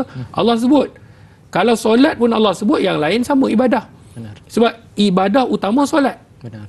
Jadi puasa ke apa, kalau dia nak menunjuk-nunjuk, niat dia untuk menunjuk, Allah kata celakalah orang yang solat dalam keadaan lalai, dalam keadaan dia tunjuk raun, dia nak manusia tengok dia. Nak sanjung ni. Nak sanjung dia. Oi, dia pergi Mekah, power, Pak Bu. Contoh. Kan? Jadi kata para alim ulama, kalau itu tujuan dia, maka dia akan mendapat famous lah, follower, tapi tak dapat ganjaran di sisi Allah. Tetapi ulama kata, adakah kita nak bersedekah? Boleh tak kita tunjuk? Jadi ustaz, adakah kita jangan menunjuk? Tak. Di dalam ayat Quran Allah sebutkan dibenarkan untuk kita menunjuk supaya apa? Kalau sekiranya ulama sebut, sekiranya hati kita boleh jaga. Kalau contoh, sekiranya nak menjadi contoh untuk ikutan orang, tidak jadi masalah. Tetapi ada tapinya, bukanlah semua ibadat kita kena tunjuk. Untuk nak jadi contoh, Qiyamul Quran, i'tikaf, semua ibadat dia tunjuk nak bagi contoh. Tidak. Ada ibadat-ibadat tentu, khususnya dalam kita berwakaf, berinfak, bersedekah. Adapun solat, baini wa bainallah, diriku dengan Allah. Benar. Kenapa kita nak tunjuk kat orang? Benar. Kenapa kita nak pamerkan kepada orang? Sebab tu kata para alim ulama, lagi-lagi di Mekah, ya kita mungkin boleh sampai, saya nak menunaikan umrah, sudah cukup. Tak perlu sampai kita nak pergi, saya tengah tawaf, saya tengah sa'i, saya tengah tahlus, setiap ibadat dia buat, dia berdoa, semua dia upload, menimbulkan fitnah. Maka ini sudah lari daripada tujuan daripada melakukan ibadah. Yang kedua, adakah boleh kita kirimkan doa? Dibenarkan kata para alim ulama dan diminta oleh Nabi SAW. Nabi pernah sebut kepada Umar, Uwais, kalau kamu jumpa dia, Uwais Al-Qarni kan, kalau kamu jumpa dia, dia daripada Yaman, kalau kamu jumpa dia, maka kamu mintalah padanya doa.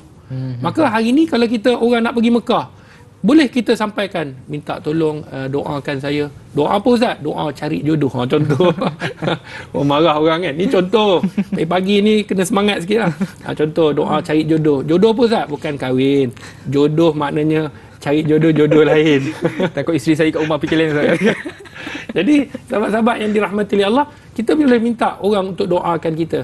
Cumanya kita hari ni minta orang doa tapi kita tak doa. Tak boleh juga.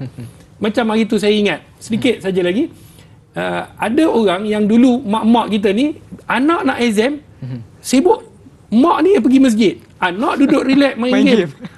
Anak pergi ke masjid, minta ustaz tolong doa, anak tak murajaah pun, tak baca pun. Jadi yang nak jawab tu macam mana? Takkanlah pen tu bergerak sendiri. Hasil doa tu memang Allah mampu, tapi mustahil lah ni bergerak sendiri pen. Jadi sebab tu kita kena usaha, kita yang kena doa. Walaupun kita kirimkan doa, kita juga kena berdoa kepada Allah, kerana Allah Maha mendengar lagi Maha melihat. Doa seiring dengan usaha. Betul. Masya Allah. Jadi ustaz, mungkin ada orang dia suka berdoa, dia mungkin ada masa yang banyak, dia suka berdoa, tapi ada orang yang mungkin dia sangat sibuk, dia tak tahu bila ada masa untuk dia berdoa. Jadi mungkin ada tempat ataupun waktu yang ustaz boleh kongsikan, tempat, waktu dan masa yang mustajab untuk kita berdoa. Dan ada tak asbab ataupun sebab doa kita ni ditolak ustaz? Baik, itu soalan berantai namanya. Sampai dirahmati oleh Allah. Doa ni, satu kita kena tahu waktu bila doa mustajab. Yang kedua, doa apa yang jadikan mustajab. Yang ketiga, apa yang menyebabkan doa tak mustajab. Maka kata para alim ulama, disebutkan dalam banyak hadis Nabi sallallahu alaihi wasallam mengenai tentang doa ni. Yang pertama, bila kita sebut tentang doa yang mustajab ni, dia mesti waktu dan tempat. Waktu itu para alim ulama membahaskan seperti mana dalam hadis secara ringkas, di antara bainan nida, di antara dua baina iqamah wal azan, di antara iqamah daripada azan ataupun iqamah, daripada azan dan iqamah, itu satu. Maknanya orang dah azan, waktu tu doa mustajab sehinggalah iqamah. Yang kedua bila? Ketika mana dalam sujud. Aqrabu ma yakunu al abdu min rabbih wa huwa sajid fa aksirud doa. Hadis yang dikeluarkan oleh Imamul Muslim di dalam sahihnya. Tidak ada yang paling hampir antara hamba dengan Tuhannya melainkan dalam keadaan sujud. Maka berdoalah. Jangan sujud terakhir berdoa. Setiap kali sujud berdoa. Dua. Yang ketiga, waktu bila? Waktu satu waktu pada hari Jumaat. Dan ulama membahaskan, ada yang kata ketika mana duduk di antara dua khutbah. Ada ulama kata lepas daripada Jumaat. Dan kebanyakan ulama kata adalah pada waktu asar sebelum nak pergi maghrib. Sebab tu para alim ulama tidak menerima, ni ulama dulu, tidak menerima mana-mana tetamu yang nak datang pada waktu asar. Sebab dia fokus pada berdoa dan berkhalwat dengan Allah Subhanahu Wa Taala, bersama dengan Allah. Jadi 3. Yang keempat, waktu bila? Waktu doa hujan turun. Disebutkan dalam hadis, ketika mana hujan turun, maka doa waktu itu mustajab. Dan sebenarnya banyak tempat di Mekah doa mustajab, multazam, tempat doa mustajab, masa dan sebagainya. Dan apabila kita nak doa kita mustajab, doa dengan penuh rendah hati, penuh khusyuk, permintaan, dengan gaya bahasa yang kita sebut, puji-puji Allah, biar kita puji banyak. Sebab memang Allah layak dipuji. Kita puji Allah Subhanahu Wa Taala, rendahkan, ya Allah, aku ni fakir, ya Allah, aku ni miskin, ya Allah, aku hamba-Mu yang hina. Kita boleh hinakan diri kita depan Allah sebab Allah Maha tahu. Memang kita ni hina di sisi Allah, kan? Jadi kita hinakan diri kita, kita rendahkan diri kita, kita orang kata mengiktiraf tentang pengabdian kita kepada Allah. Maka itulah cara doa kita untuk nak dimakbulkan oleh Allah Subhanahu Wa Taala. Lagi-lagi pada Ramadan ini. Benar. Minta, ya Allah, aku banyak buat dosa, ya Allah. Sebut dosa kita. Sebab tu dosa jangan sebut dengan manusia. Ustaz tahu tak, saya tadi kan, saya macam ni mengumpat, saya kata ke orang, saya maki orang. Tak perlu. Allah dah tutup aib kita, apa kita nak buka? Tetapi aib kita Allah tahu tak? Tahu, ya Allah, aku banyak melakukan dosa, ya Allah. Dosa-dosa yang aku tahu, ya Allah, iktiraf dosa. Aku tahu, ya Allah, kata mengumpat tu aku mengumpat, ya Allah, aku tahu. Jadi minta maaf, minta ampun pada Allah. Itu kalau dosa dengan Allah. Dosa dengan manusia, kena minta maaf dengan manusia. Dan secara ringkasnya, Da'i, ada golongan yang Allah tak makbulkan. Satu yang kita dah bagi tahu, dia tidak khusyuk langsung. Dia tak yakin yang muqinuna bil ijabah. Dia tak yakin yang Allah ni akan makbulkan. Ya Allah, kau nak bagi-bagi, tak nak bagi sudah. So aku dah ada dah. Sombong. Allah sebut dalam Quran, innal insana la yatgha ar-ra'ahu istaghna. Manusia ni melampaui batas ketika mana dia rasa serba cukup. Allah. Ya Allah, kau nak bagi aku ada pangkat, aku ada kereta, aku ada harta. Nak perlu apa lagi? Anak, isteri semua dah ada. Tak bagi pun tak apa, ya Allah. Aku dah ada dah. Sombong dengan Allah. Maka Allah boleh tarik. Inilah kesombongan. Fir'aun sombong. Dia minta, dia kata, wahai Musa, doalah pada Tuhan kau untuk tarik. Allah uji dia. Al-Jarad, Al-Dam, belalang, kutu, Al-Qamal, kemudian dam, darah, penyakit. Dia minta, tapi bila dia dapat, sombong balik. Jadi kalau dalam keadaan sombong berdoa, Allah takkan makbulkan. Takkan makbulkan doa orang yang sombong. Dan orang yang tak nak berdoa kepada Allah langsung, tak nak berdoa. Ya Allah, aku tak nak berdoa. Jadi orang begini, orang yang sombong. Dan kena ingat, ada satu hadis Nabi SAW, orang yang tulus safar, dalam hadis Muslim, dia bermusafir tetapi makanan dia haram, pakaian dia haram, minuman dia haram, pekerjaan dia haram. Bagaimana Allah nak memakbulkan dalam keadaan dia sendiri melakukan perkara yang haram? Doalah 1000 kali berbuih mulut tapi tidak akan dimakbulkan disebabkan keharaman yang dilakukan. Moga-moga Allah ampunkan dosa kita. Amin, amin, rabbal alamin. Jawapan yang sangat baik daripada Al-Fadhil Ustaz. Jadi Ustaz, kita telah pun sampai ke penghujung rancangan. Jadi mungkin Ustaz boleh berikan kesimpulan sedikit berkenaan dengan topik kita pada pagi ini, iaitu berkenaan dengan adab doa dan iktikaf, Ustaz. Silakan. Sahabat-sahabat yang dirahmati Allah, secara kesimpulannya, tiba-tiba saya rasa baru mula dah simpul. Jadi sahabat-sahabat yang dirahmati Allah, kita jangan keliru dan jangan kita tak sedar kita dah masuk dalam bulan Ramadan. Benar. Dah, orang kata fasa pertama ni kita dah ni. Kita ada 3 fasa. 10 hari yang pertama, 10 hari yang kedua, 10 hari yang terakhir. Jadi kita dah 10 hari pertama nak habis dah penghujung. Takkan kita tak sedar lagi? Jom sama-sama kita berdoa, minta pada Allah. Ud'uni astajib. Doa pada aku nak perkenankan, Allah kata. Dan lagi-lagi doa yang mana Allah sebut tadi, doa ketika mana turun daripada Allah turun ke langit dunia pada 2/3 malam, iaitu pada 3 pagi, 4 pagi, 5 pagi. Allah tanya 3 perkara ni secara penutupnya. Yang pertama, Allah kata, siapa yang ada berdoa, aku nak perkenankan doa dia. Siapa yang ada hajat, aku nak perkenankan hajat dia. Hal min mustaghfir, siapa yang ada minta istighfar, fa'aghfirullah, aku nak ampunkan dosa. Bila? Di sepanjang malam pada pukul 3, 4 dan 5 pagi.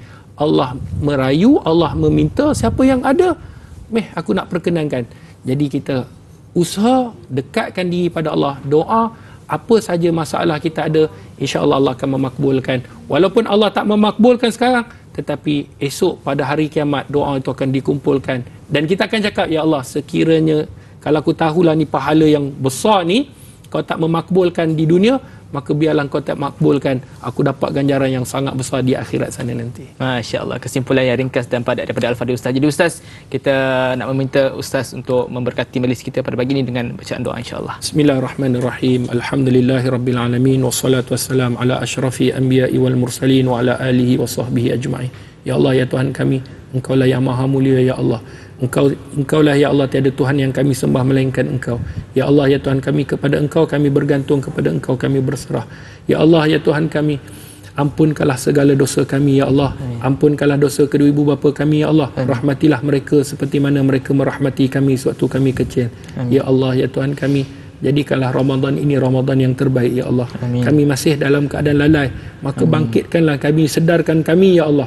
Basahkanlah lidah kami sentiasa zikir, ringankanlah tubuh badan kami untuk melakukan ibadah. Ikhlaskanlah hati kami dalam melakukan segala suruhan-Mu ya Allah. Ya Allah, ya Tuhan kami, janganlah Engkau tolak doa kami ini ya Allah. Kami hamba-Mu yang lemah ya Allah. Kami bergantung padamu ya Allah. Ya Allah, perhebatkanlah amalan-amalan kami. Jadikanlah kami orang yang ikhlas ya Allah. Jadikanlah kami hamba-Mu yang bertakwa ya Allah. Jadikanlah diri kami, anak-anak kami, keturunan kami, zuriat kami, anak-anak yang soleh-solehah, serta mendirikan solat. Ya Allah, makbulkanlah doa kami dalam bulan Ramadan. Janganlah Kau keluarkan kami dalam bulan Ramadan dalam keadaan kami tidak diampunkan ya Allah. Ampunkanlah dosa kami ya Allah. Ampunkan dosa kami ya Allah. Ampunkan dosa kami ya Allah. Rabbana atina fid dunya hasanah wa fil akhirati hasanah wa qina azabannar. Subhana rabbika rabbil izzati amma yasifun wa salamun alal mursalin walhamdulillahi rabbil alamin. Amin amin ya rabbal alamin. Terima kasih kepada Al-Fadhil Ustaz kerana sudi bersama kami dengan kupasan topik berkenaan dengan adab doa dan iktikaf. Terima kasih juga buat para penonton yang dirahmati Allah Subhanahu wa taala sekalian kerana sudi meluangkan masa bersama dengan rancangan kita tak lain tak bukan Tanyalah Ustaz, biar tahu jangan keliru. Sehingga kita berjumpa lagi di masa akan datang. Assalamualaikum warahmatullahi taala wabarakatuh.